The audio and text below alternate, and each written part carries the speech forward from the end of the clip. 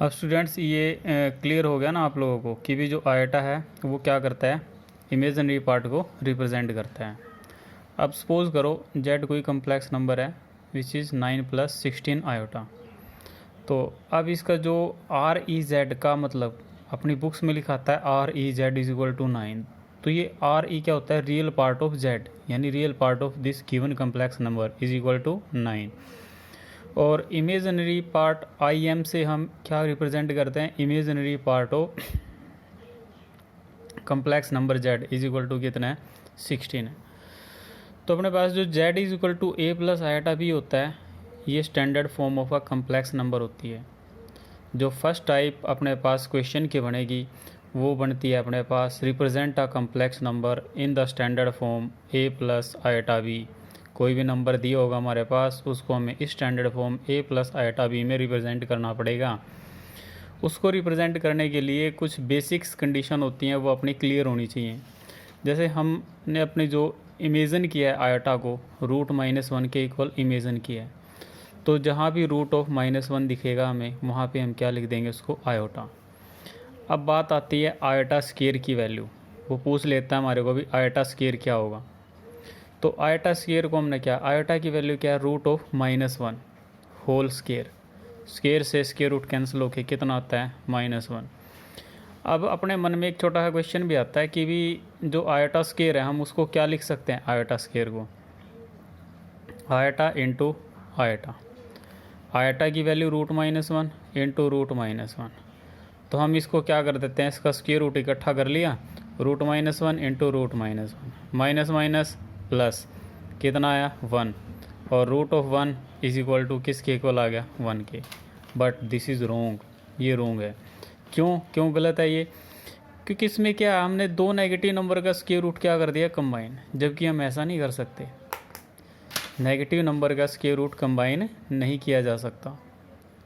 तो इसके लिए हमें अपने पास क्या करना है, √-1 अगर आप इसको लिख भी दोगे तो भी इसको क्या लिखना, हमने √-1 का स्क्वायर लिखना है। ये कंट्राडिक्शन है अपने यहाँ पे, इसमें कम्प्लेक्स नंबर में आप नेगेटिव नंबर के स्क्वायर को कंबाइन नहीं कर सकते।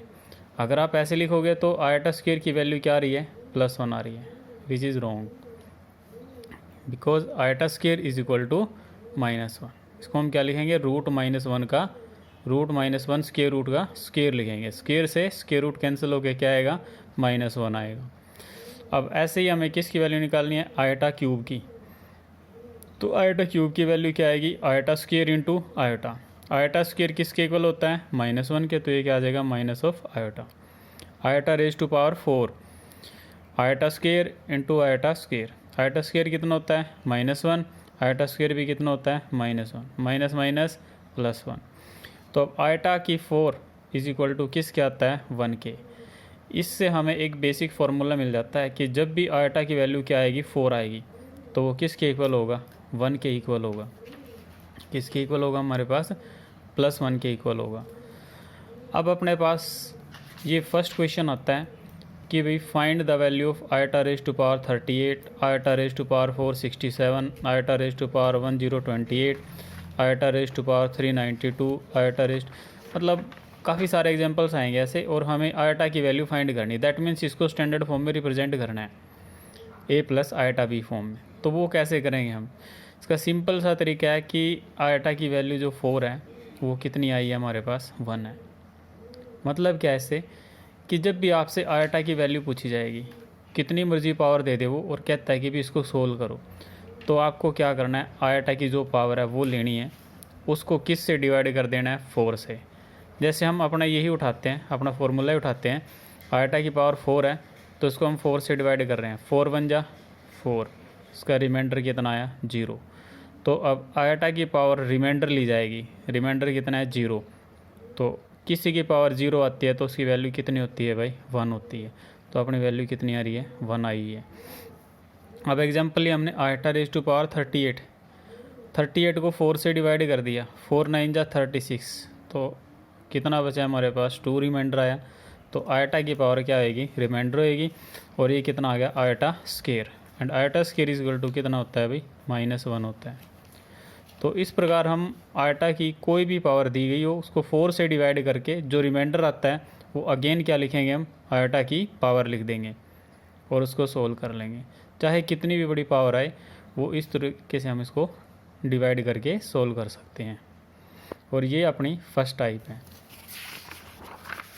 जैसे एक क्वेश्चन आता है हमारे पास, a plus iota b is the standard form of a complex number, तो represent iota raise to power -39।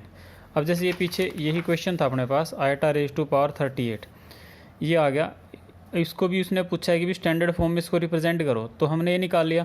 तो हम यहाँ क्या लिख सकते हैं, -1 0 प्लस आयटा, क्योंकि इमेजिनरी पार्ट यहाँ पे क्या अपना 0 है। तो ये भी क्या आ गई, स्टैंडर्ड फॉर्म आ गई हमारे पास, a प्लस आयटा b। अब क्वेश्चन इस टाइप का ले लेता, वो आयटा की पावर क्या दे दी है, -39। तो इसको देख के घबराना नहीं है, अगर माइनस में पावर आ जाती है तो उसको क्या कर लो, उसका रेसिप्रोकल कर दो, तो पावर क्या हो जाएगी, प्लस हो जाएगी। 1 आयटा रेज टू पावर कितना हो गया, 39। तो 39 को फिर हमने 4 से डिवाइड किया, तो 4 9 जा 36, कितना आ गया भाई, रिमाइंडर 3। तो आयटा की पावर अब क्या आएगी, 3। हमें पता है आयटा क्यूब कितना होता है, माइनस आयोटा होता है, तो इसकी जगह 1 कितना आ गया, माइनस आयोटा। 1 minus iota. अब क्या करना है, इसका रेशनलाइज कर देना हमें, क्योंकि इसको स्टैंडर्ड फॉर्म में लेके आना है। तो स्टैंडर्ड फॉर्म में तभी लेके आ सकते हैं जब इसको रेशनलाइज करेंगे। तो आयोटा इंटू आयोटा, आयोटा की 1 से मल्टीप्लाई करेंगे तो iota, iota into iota, iota square किसका आ गया, माइनस का। आयोटा ये माइनस था, और आयोटा स्क्वायर की वैल्यू कितनी होती है हमारे पास अभी, iota square is equal to कितना होता है, -1। तो माइनस माइनस कितना आ गया, प्लस, और अपने पास क्या है, आयोटा। तो इसको हम क्या लिख देंगे, 0 प्लस आयोटा लिख देंगे। ये होगी स्टैंडर्ड फॉर्म। अब जैसे अनदर क्वेश्चन है हमारे पास, iota raise to power 410 plus iota raise to power 395। तो इसको 4 से डिवाइड करते हैं तो रिमाइंडर 2 आता है, इसको 4 से डिवाइड करते हैं तो रिमाइंडर 3 आता है। ये माइनस आयोटा, आयोटा स्क्वायर की वैल्यू क्या होती है, -1 होती है, तो यहाँ कितना आया, -1। आयोटा क्यूब की वैल्यू कितनी होती है, माइनस आयोटा। तो ये भी हमारे पास क्या होगी, इसकी स्टैंडर्ड फॉर्म होगी।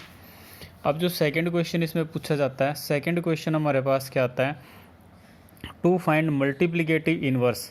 मल्टीप्लिकेटिव इन्वर्स क्या होता है, गुणात्मक प्रतिलोम। जैसे 5 है, 5 का मल्टीप्लिकेटिव इन्वर्स क्या होता है, 1/5 होता है। तो अब इसमें क्या होता है, जैसे हमें √5 + 3 आयोटा को क्वेश्चन दिया गया था, इसका मल्टीप्लिकेटिव इन्वर्स फाइंड करो, तो वो क्या होता है, 1/√5 + 3 आयोटा, 1/√5 + 3 आयोटा। लेकिन ये तो ठीक है, मल्टीप्लिकेटिव इन्वर्स आ गया, बट मल्टीप्लिकेटिव इन्वर्स को भी हमें किस में रिप्रेजेंट करना होता है, स्टैंडर्ड फॉर्म में, तभी अपना क्वेश्चन सोल्व माना जाता है। अब स्टैंडर्ड फॉर्म में रिप्रेजेंट करने के लिए इसको हमने क्या करना है, रेशनलाइजेशन कर देना है इसका। √5 + 3 आयोटा है, तो हम क्या करेंगे, √5 - 3 आयोटा अपॉन √5 - 3 आयोटा। इसकी मल्टीप्लाई 1 से हो जाएगी, एज इट इज़ आ गया। ये a + b और a - b, तो a² - b² आ गया हमारे पास। तो स्क्वायर से स्क्वायर रूट कैंसिल हो गया, 5, 3 का स्क्वायर कितना हो गया, 9 आयोटा स्क्वायर। आयोटा स्क्वायर क्या हो जाएगा, +1 हो जाएगा, और 5 + 9 कितना हो जाएगा, 14। तो √5/14 और -3/14 iota, that is the standard form of a complex number, and this is called the multiplicative inverse of √5 + 3 iota. तो जो भी मल्टीप्लिकेटिव इन्वर्स का क्वेश्चन आएगा वो इस वे में करना हमें। लेकिन जो अपनी फर्स्ट एक्सरसाइज है, फर्स्ट एक्सरसाइज में अपने पास सिंपल क्वेश्चन आता है, और वो क्वेश्चन क्या है कि भाई कोई भी अपने पास नंबर दिया होगा उसको हमें किस में रिप्रेजेंट करना है, स्टैंडर्ड फॉर्म में रिप्रेजेंट करना है। Okay, thank you.